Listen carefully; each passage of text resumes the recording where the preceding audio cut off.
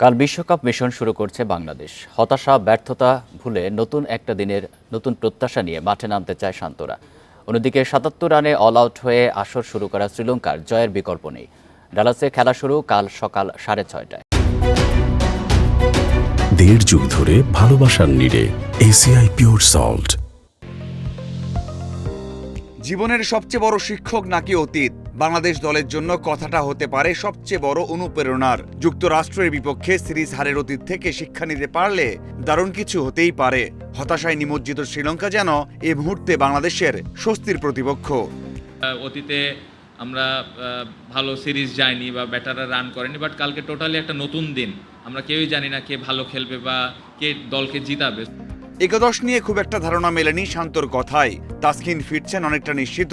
উইকেটের পেছনে লিটনকে দেখা যাবে কিনা সেই প্রশ্নের উত্তর দেননি সরাসরি। এটা আসলে কালকে আপনারা জানতে পারবেন 11 জন দেওয়ার পরে।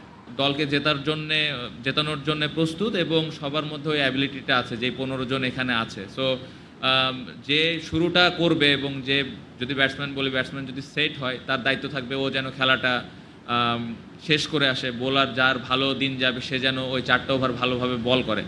বিশ্বকাপ শুরুর এক সপ্তাহ পর টাইগারদের ম্যাচ হওয়ায় সুবিধা হয়েছে। উইকেট সম্পর্কে ধারণা পেয়েছে টাইগাররা।